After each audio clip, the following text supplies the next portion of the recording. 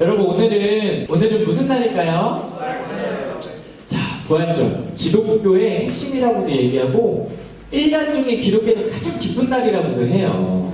근데 그치, 성탄절이지. 그 성탄절이랑 그 기쁨의 차이가 헷갈리는 건 왜 그럴까? 우리가 부활절이 성탄절보다도 기쁘지 않다는 거죠. 그래서 왜 그럴까 그런 거를 좀 점검을 해볼 건데, 얘들아, 부활절 있기 전에 지난주에는 뭐였니? 고난 주간이었어요. 더 길게 보면 뭐 안에 고난 주간이 있지? 부활절 안에 고난 주간이 있어요. 40일 동안 뭐 이렇게 하는 게 있어요, 얘들아. 예수님이 걸어가신 그거를 뭐라 그럴까요? 사순절. 네, 맞아요. 사순절 안에 40일 기간이 있고요. 예수님께서 어떤 일을 하셨는지 묵상하다가 마지막 십자가에 달리시는 그 일주일을 묵상을 하는 게 고난주간이에요. 그래서 지난주가 고난주간이라서 우리 교회에서 특별 새벽 예배도 했잖아요. 그래서 고난주간을 보내고 오늘은 그 고난과 죽음과 실패를 이기시고 승리하시는 부활이에요.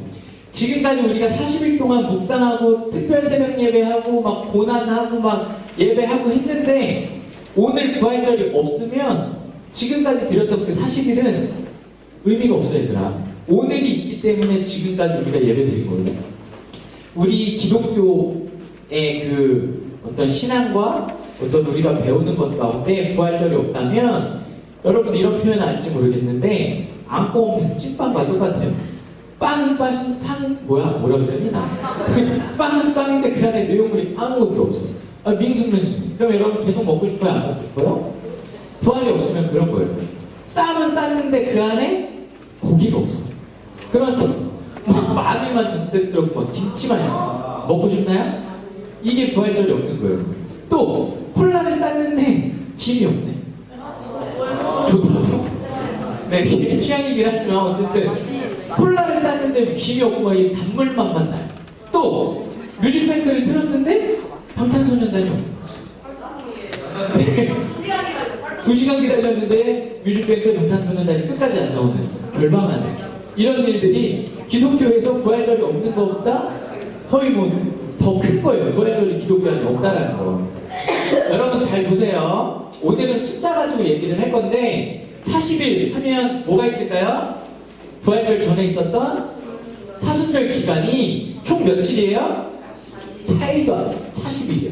우리가 고난을 묵상하는 게 40일 동안 묵상을 해요. 근데 여러분 1은 뭘까요?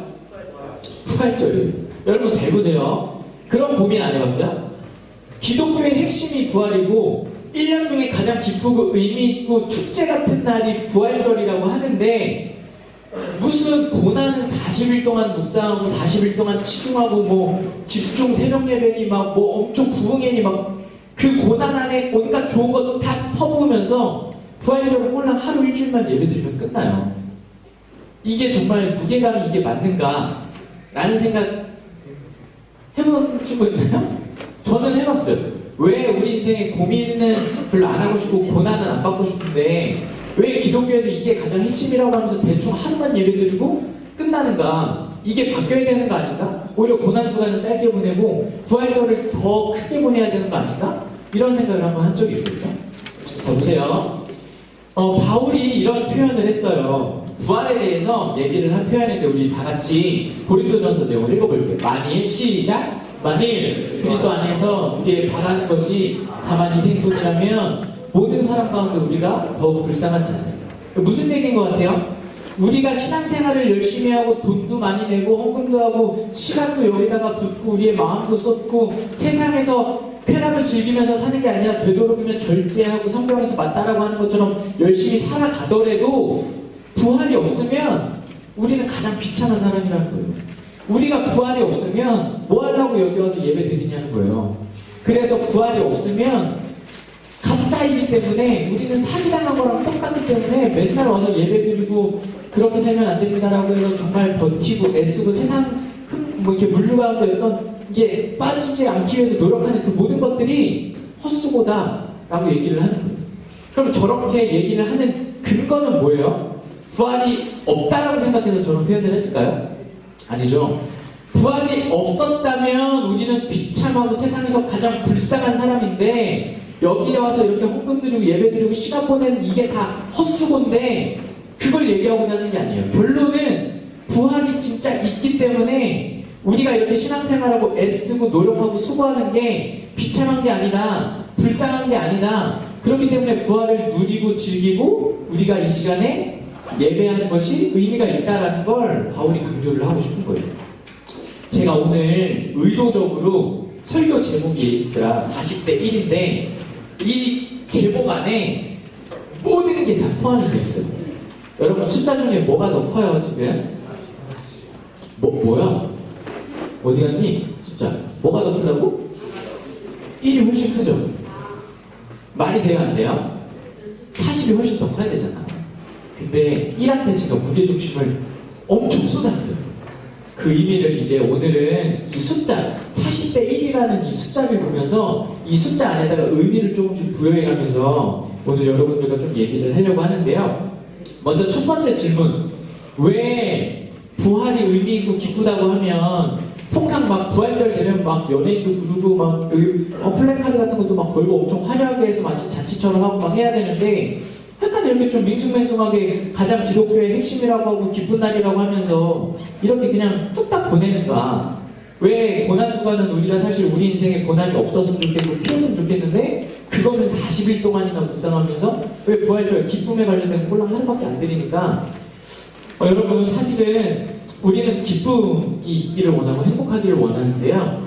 우리 인생의 전반의 흐름을 보면 사실은 우리 인생을 41일에 비유를 한다라고 한다면 사실은 40일 정도가 고난하고 답답하고 또 불안하고 걱정되고 이런 날들을 살아가는 게 사실은 40일에 가까워요. 우리 인생이 80 또는 길면 100세 시대라고 하는데 41일에 맞춰서 우리 인생을 비교한다라고 한다면 사실은 잘 모르겠고 답답하고 걱정되고 고민되는 순간을 40일 동안을 살아가요.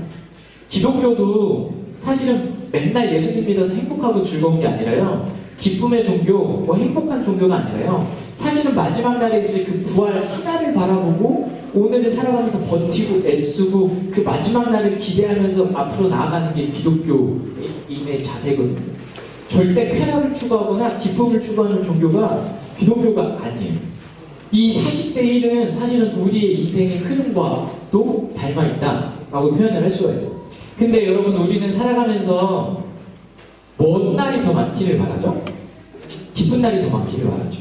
우리 인생은 사실은 고난이 40이고 마지막 그 예수님이 오실 그날을 기대하면서 살아가도록 만들어져 있고 그날을 기대하면서 살아가는 게 기독교인데 사실 우리는 그거를 견디지 못하고 버티지 못해서 사실은 무슨 소리야 야 지겨워 죽겠어 40일이 기뻤으면 좋겠고 꼴랑 하루 정도만 고난이었으면 좋겠다 라고 우리는 바래요. 그래서 그런 취지로 살아가자 라고 얘기해서 요즘 세상에서 얘기하는 표현이 뭐예요? 욜로라는 표현이죠. 야 40일 동안 고난을 즐기고 뭐 40일 동안 고난 묵상해서 지겨워서 어떻게 살아가 그냥 오늘을 즐겨 오늘만 바라봐 내일 죽더라도 오늘 즐기고 죽어 이게 욜로입니다. 그래서 눈앞에 있는 즐거움 눈앞에 있는 먹을 것 눈앞에 있는 성공만 집착하며 살다 보니까 여러분 부활에 대한 소망이나 기대감이 있겠어요 없겠어요? 없죠. 무슨 40일을 기다려야 꼴랑 마지막에 하루 기쁜 건데 누가 그 40일 기다려서 하루를 기쁘겠어요? 그러니까 자꾸 세상이 욜로야 한 번뿐인 세상이라고 얘기를 해요. 그러면서 여러분들 세대를 뭐라고 얘기하냐면 M세대라고 얘기를 하거든요. 맨 처음에 그 M이 의미하는 게 뭐였을까요? 여러분 핸드폰 안에서 모든 게 다 이루어진다 그래서 여러분들 세대를 일컬어서 맨 처음에는 모바일 세대라고 했어요. 근데 점점점 여러분들의 생활의 패턴을 보니까 M세대는 맞는데 모바일 세대가 아니라 이제는 B세대. 무슨 얘기냐면 나만 생각하는 세대라는 거예요. 그래서 저번에도 한번 얘기했는데 프사나 SNS나 이런 거 보면 전부 다 올리는 소식이 누구에 관련된 거예요? 나에 관련된 거예요. 여러분 뉴스 봤는지 모르겠는데 얼마 전에 아파트에서 불이 난 사건이 있어요. 그 핵심은 불일까요? 아니죠. 그 이후에 더 끔찍한 사건이 있었죠. 그 사건이 있었던 결정적인 이유가 뭐예요? 내가 기분이 나빴다죠.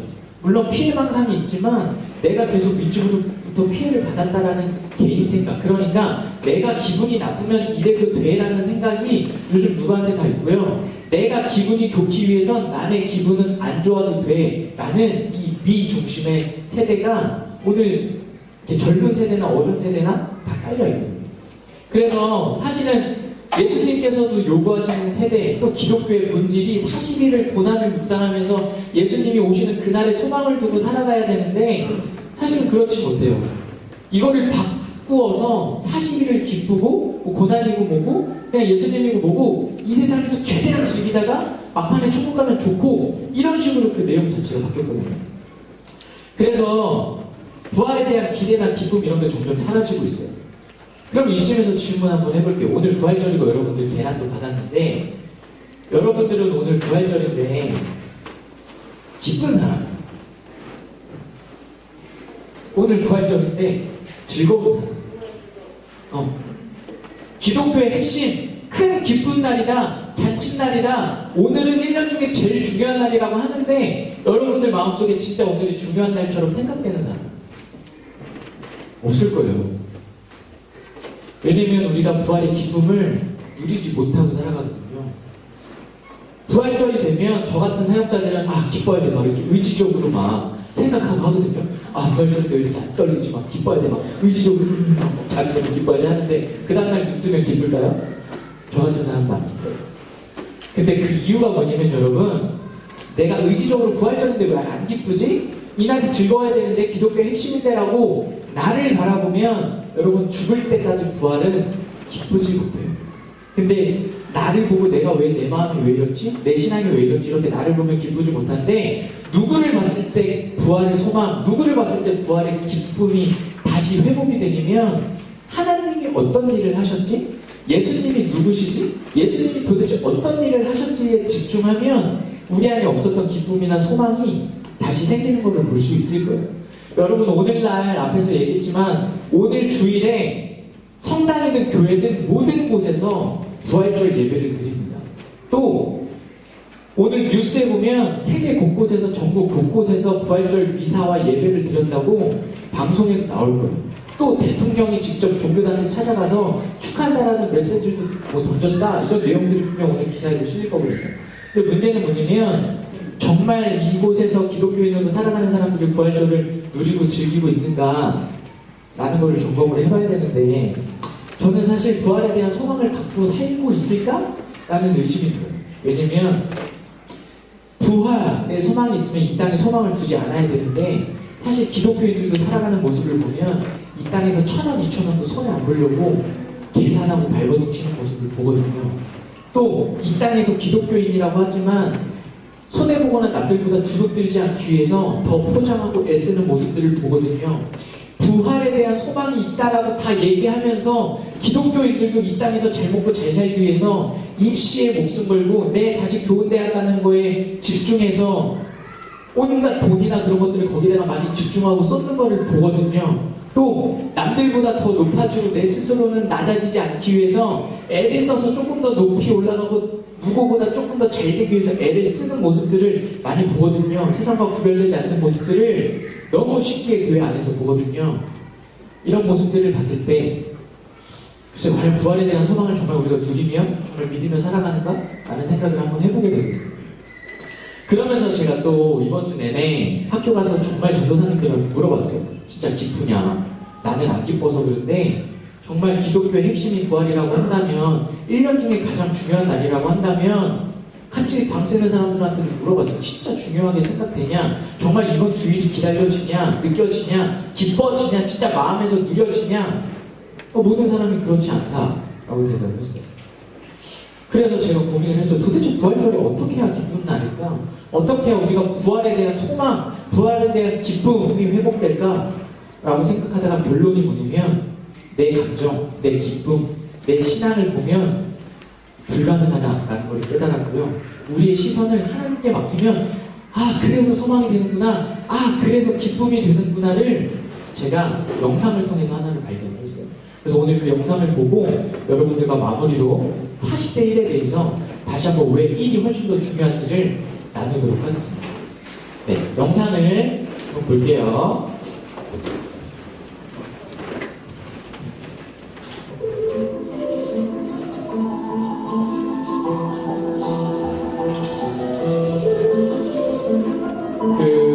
미국의 어떤 탤런트 프로그램 하는 거예요.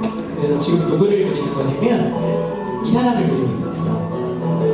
여기에 네로라 하는 사람들이 다 참가를 하거든요. 자신의 재능을 뽐내기 위해서.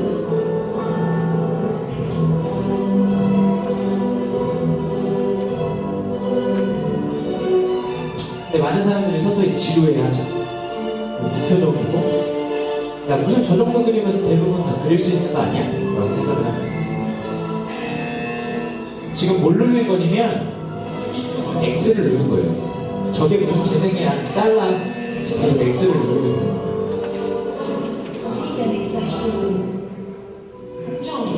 시간도 지켜주고 저걸 왜 우리가 보고 있어야 되냐? 무슨 얘기를 하고 있는 거예요.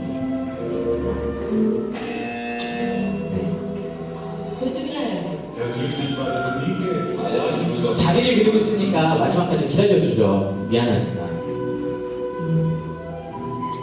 근데 능력이 아니라고 생각하니까 4명 다 X를 누르고.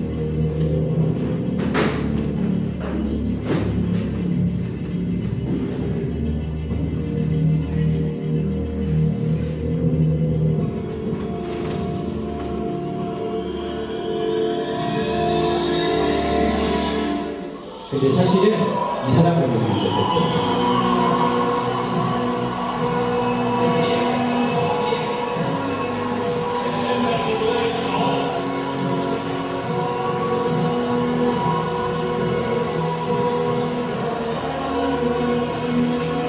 분위기 완전 반전되죠. X 4표 받고 저게 무슨 능력이야, 저 사람 왜 나왔냐, 이런 분위기였는데 모든 분위기는 뒤집고 역전을 합니다. 그리고 나서 그림을 그린 사람도 뭐 서운했던 마음이 있었는지 울기 시작하고, 그 주인공도 미안한 마음을 표현하면서 가서 포옹을 합니다.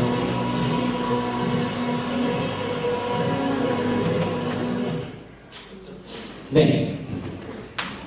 이 영상을 보면서 부활에 관련된 얘기를 이제 마무리를 하려고 하는데요.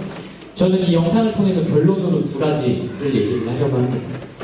여러분, 부활이 왜 소망이냐면요, 부활이 왜 기쁨이냐면요, 예수님은 이 인생을 창조하시고 이 인생을 바라보실 때 늘 2가지 그림을 그리세요.